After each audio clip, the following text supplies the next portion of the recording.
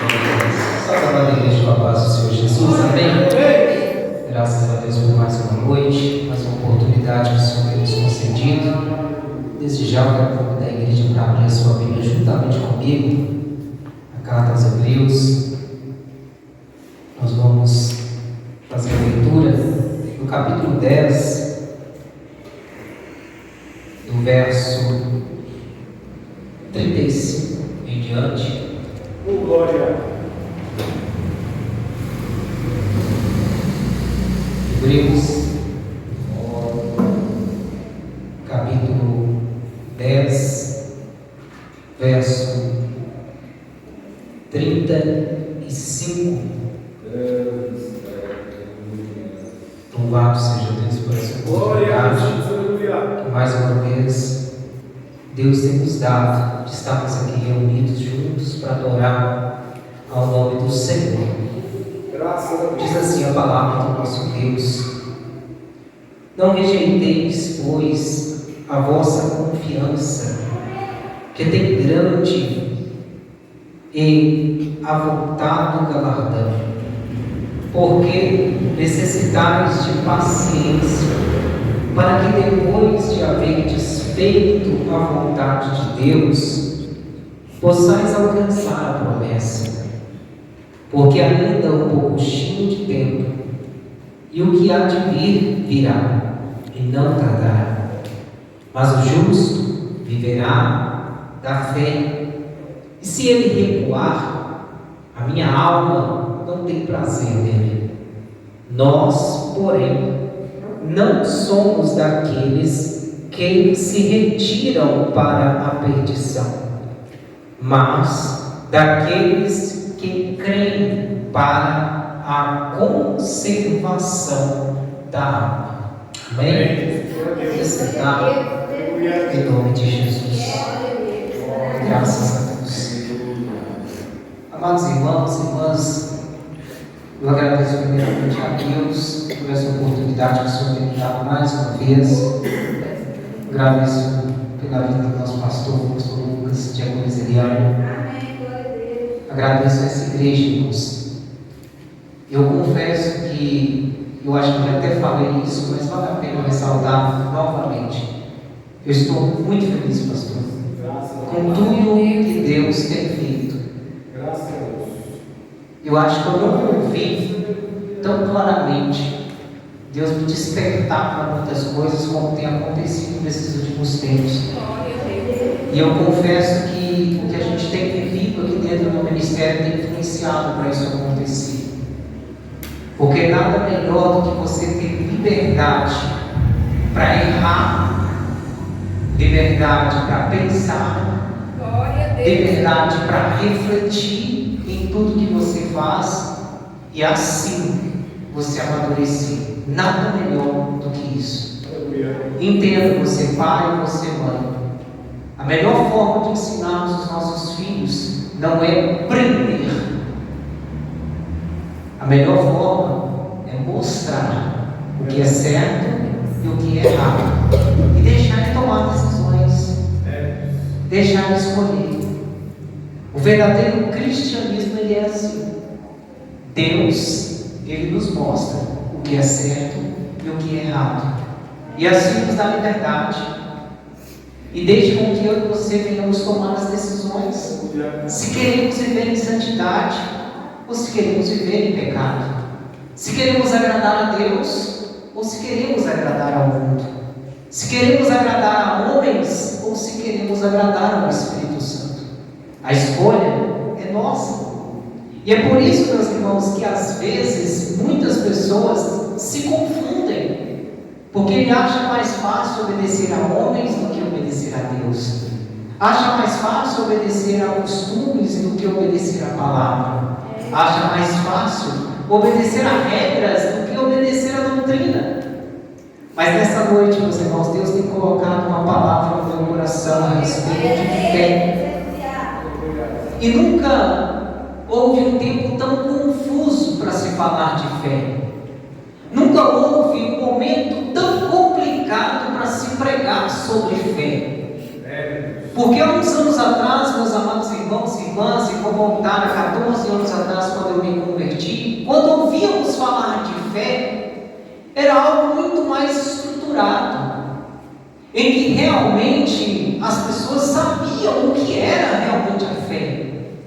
Quando se falava de fé, aquilo que nós ouvíamos, pensávamos e vivíamos realmente era tudo fé. Mas no momento em que estamos vivendo, um momento difícil, um momento complicado, em que a nossa mente tem sido metralhada pelas coisas do mundo, em que por muitas vezes as mensagens de celular ela consegue influenciar a nossa vida até mais do que uma mensagem pregada dentro da igreja, em que um comentário dito na rua muitas das vezes influencia mais do que um conselho de um irmão em Cristo, do que uma palavra que um pastor entrega para a igreja. Nesse momento, infelizmente, meus amados irmãos e irmãs, falar de fé tem sido algo confuso, tem sido algo complicado. No tempo dos apóstolos, quando olhamos para o livro de Atos e vemos a partir do capítulo 2, quando o Espírito ele vem para trazer algo diferente para a igreja, um mover diferente, uma graça diferente. A partir daquele momento, não voltando antes de Jesus, mas pós-Jesus, os apóstolos viviam baseado em uma fé que, se morressem por Cristo, eles viveriam para Cristo e com Cristo. Essa era a visão. O próprio apóstolo Paulo disse que para ele ganhar, para ele viver em paz, seria morrer para Cristo. E ele dizia que o morrer era algo ganho para ele. Mas não era só o apóstolo Paulo. Qualquer um dos apóstolos, nas conversas particulares que eles tinham, nas mensagens que eles pregavam, eles diziam que o mais importante era obedecer a Cristo. E se fosse necessário morrer por Cristo, eles morreriam. Então a fé daqueles homens estava pautada em: eu vou até o fim, não importa o que fazem comigo, não importa as perseguições que eu enfrente, não importa os problemas que eu enfrente, o necessário é, quem sabe, que eu chegue a morrer por amor de Cristo. A fé deles não era uma fé dividida, a fé deles não era uma fé confusa, a fé deles não era uma fé que não tinha estrutura, a fé deles era uma fé baseada na mensagem que Cristo deixou. E eles diziam: se for para morrer por Cristo, eu morrerei. E no momento de morrer por Cristo, eles iam até o final. Não importa o tipo de morte, o estilo de morte, a forma de morrer, o importante era: a minha fé me leva a morrer por Cristo. Eles não tinham dúvida disso. Eles não tinham a fé pautada em outra coisa a não ser a morte por Cristo. E isso levava eles a acreditar: se eu morrer por Cristo, eu serei salvo. Se eu morrer por Cristo, assim eu terei vida. O tempo passou, os apóstolos partiram, morreram, e para eles a fé pela morte trouxe vida. Passados alguns tempos, um grupo que hoje somos também titulados pentecostais, através de um grande avivamento, começou a se criar uma base de fé estruturada em milagres. Todos aqueles que iam para a igreja, eles sabiam: hoje eu vou viver um milagre, hoje eu vou ver algo especial e diferente acontecer. O cego voltava a enxergar, o surdo voltava a ouvir, o coxo via ali as suas pernas voltar a estar na posição correta, e ele levantava e andava. Não importa a situação que chegava-se na igreja, o milagre era a maior base de fé que a igreja encontrava. Se chegasse na igreja e não tivesse milagre, então é porque não tinha fé. E eles acreditavam tanto que aquilo ia acontecer, que realmente acontecia. A fé pautada em milagres trazia milagres. E através dos milagres, meus amados irmãos e irmãs, e isso é interessante, que a mesma fé que através Era a fé que agora, através dos milagres, produzia vida. Todo aquele que ia para a igreja em busca de milagre através da fé, ele também acreditava que seria salvo através dessa fé. Mas o tempo passou, os milagres também, não vou dizer que cessaram, porque não cessou, os milagres continuam acontecendo, mas veio um momento em que a fé ficou pautada no batismo do Espírito Santo. Principalmente se tratando de igrejas pentecostais, o batismo com o Espírito Santo era o maior sinal de fé. Se você não fosse selado com o Espírito Santo, então a fé ela não seria uma fé viva. Você precisava ser batizado. E a maioria de nós, meus amados irmãos e irmãs, que vivemos aquele início pautado em uma fé com o batismo do Espírito Santo, sabíamos a importância de passar noites e noites orando, pedindo a Deus: Senhor, me batiza com o Espírito Santo. Senhor, me batiza com o Espírito Santo. Senhor, me batiza com o Espírito Santo. E eu lembro, meus amados irmãos, quando eu ia para o monte e pedia a Deus: me batiza com o teu Espírito Santo. E fazia campanha de 30 dias e nada. Fazia campanha de 40 dias e nada. Passava a noite no monte, dormia no monte, pedindo a Deus que me batizasse com o Espírito Santo. E nada acontecia. Mas um certo dia veio a graça de Deus. E eu fui batizado com o Espírito Santo. E aquele batismo através da fé produzia salvação, produzia vida. Meus amados irmãos, era tão interessante essa sequência de produção através da graça, sendo morrer por Cristo, sendo os milagres, o batismo com o Espírito Santo, que tudo isso produzia vida, produzia salvação. Todo aquele que era batizado com o Espírito Santo através da fé, ele já dizia: agora eu tenho a presença de Deus comigo, e agora eu sou salvo em Cristo. E realmente, aquele batismo trazia vida. As pessoas olhavam para as coisas que produziam pecado e eles rejeitavam. As pessoas olhavam para roupas que produziam pecado e eles rejeitavam. As pessoas olhavam para as palavras que produziam pecado e rejeitavam. As pessoas olhavam para tudo aquilo que era malícia, para tudo aquilo que produzia mal para o nosso físico e para o nosso espiritual, e eles rejeitavam pelo simples fato de terem sido batizados no Espírito Santo. Produziu vida, mas passou. Aí veio aquela fase que creio todos nós aqui vivemos, todos nós que estamos aqui, aquela fase em que os espíritos começavam a se mover dentro da igreja, o Espírito Santo e o espírito de demônios. E aí começou aquele mover através de um avivamento que toda a igreja tinha que ter um momento para expulsar demônios.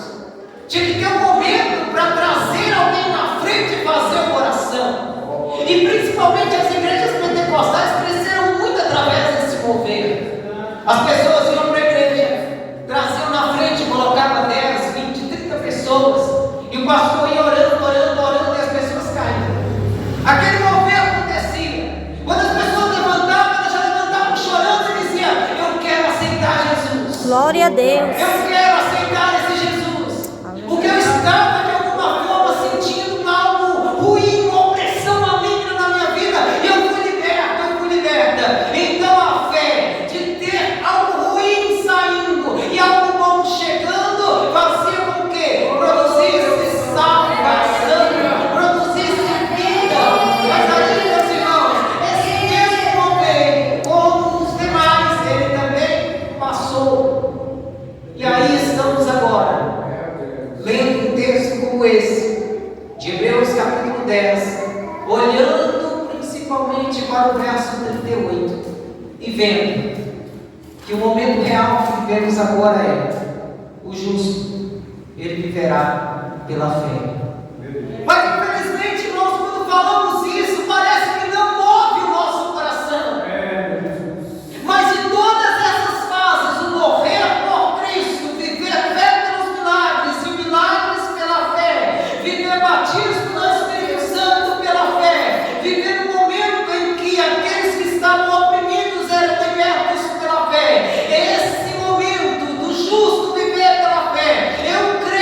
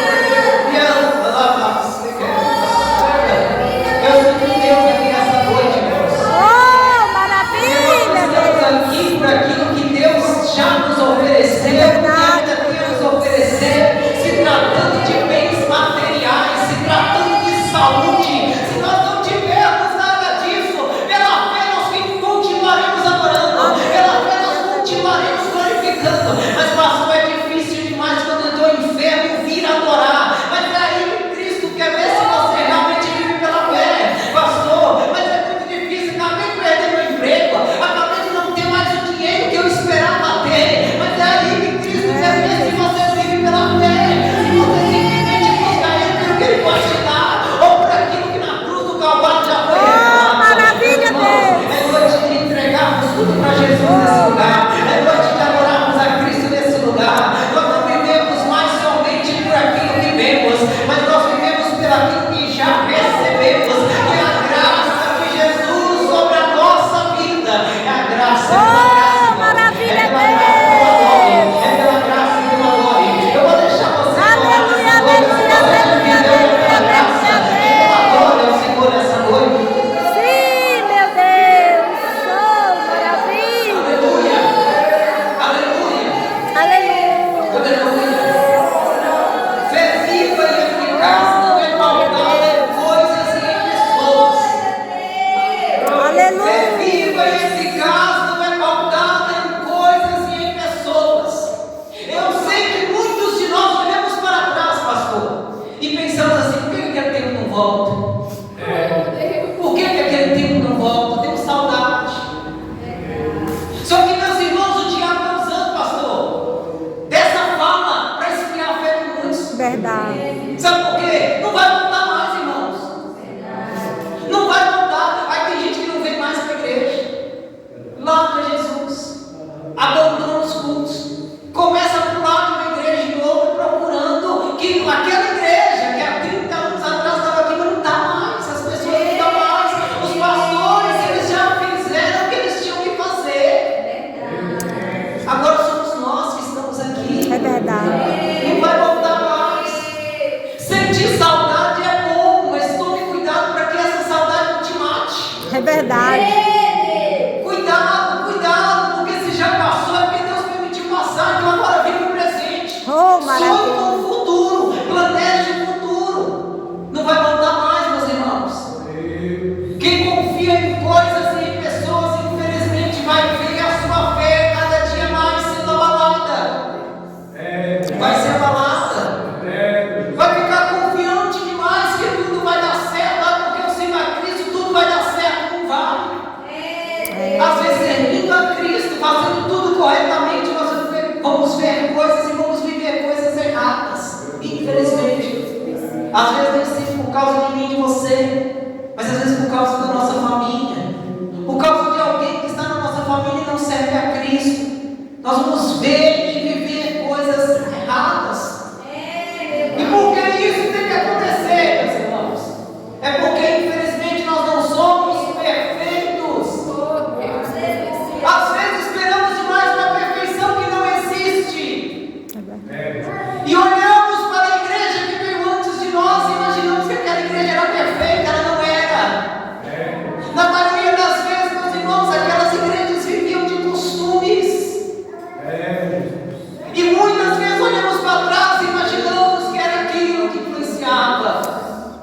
Foi um momento muito bom, produziu salvação e glória a Deus por isso. Se nós não tivéssemos sido salvos naquele tempo, nós não estaríamos de pé até hoje. É verdade, meu Deus. Mas eu queria dizer para a igreja nessa noite, que naquele momento Deus produziu através dos pastores que cuidaram de nós salvação para a nossa vida. E agora nós temos que produzir salvação para aqueles que vão chegar até nós. É verdade, meu Deus. Enquanto eu Aleluia. viver com a minha mente presa no passado. Aleluia. E o mais interessante é que existe um estudo dentro da terapia a respeito disso que eu estou falando aqui. A síndrome da criança interior. É quando você está com 30, 40, 50, 60 anos e você está preso no seu passado. Você está preso naquela criança que um dia viveu algo, viveu uma experiência e só fica falando do passado. Nossa, como foi bom. Nossa, como eu vivi experiências boas. Glória a Deus por essas experiências. Mas e agora, irmãos? É momento de escrever a nossa história. Oh, maravilha, Deus. É momento de você viver providência de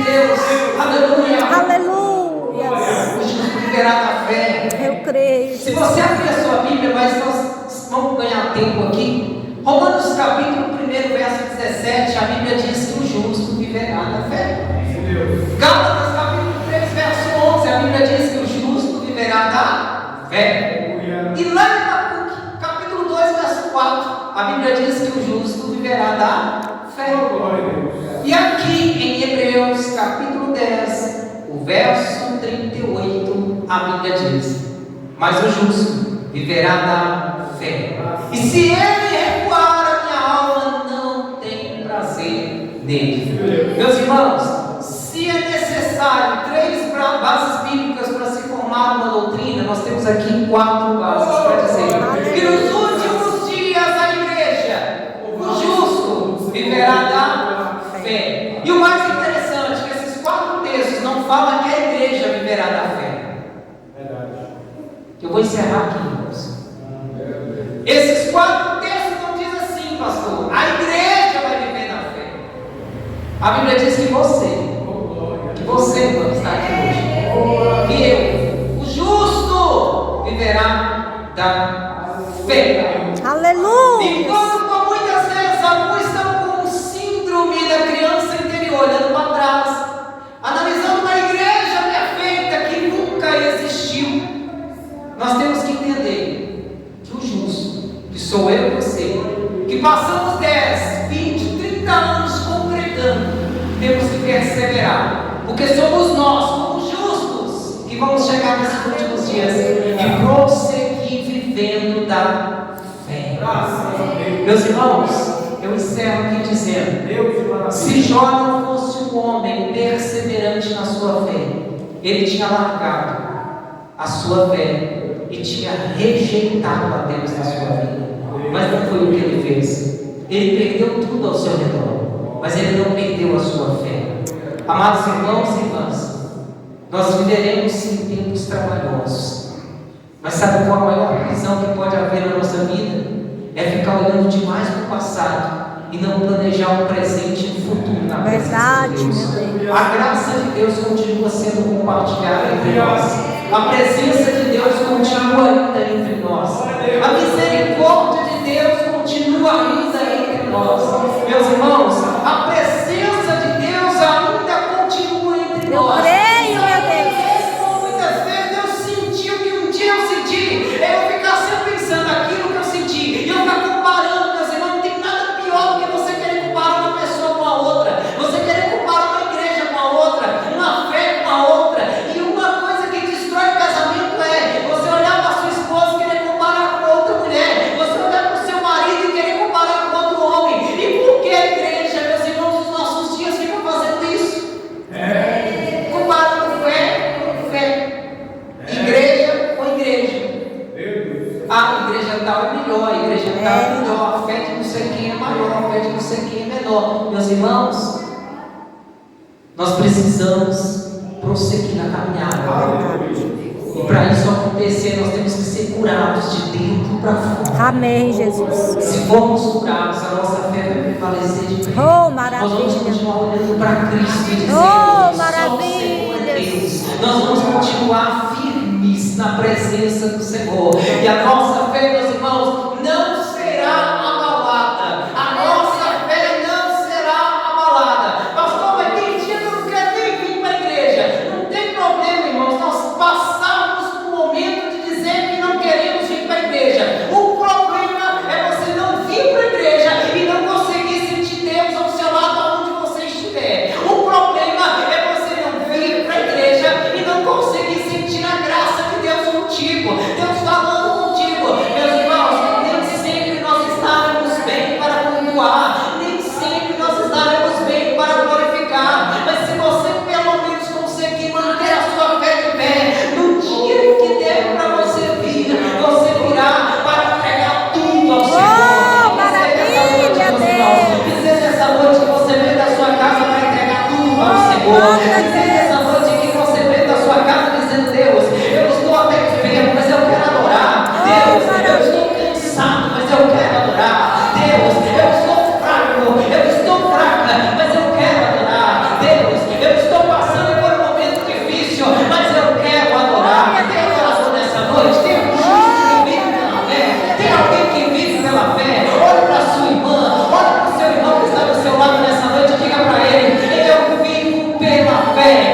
eu vivo pela fé. Declare nessa noite que você vive pela fé. Enquanto você estará declarando, o Espírito de Deus vai te fortalecendo, a graça de Deus vai te enchendo, a misericórdia do Senhor vai te cobrindo, e você vai sendo abençoado nessa noite. Você vai sendo abençoado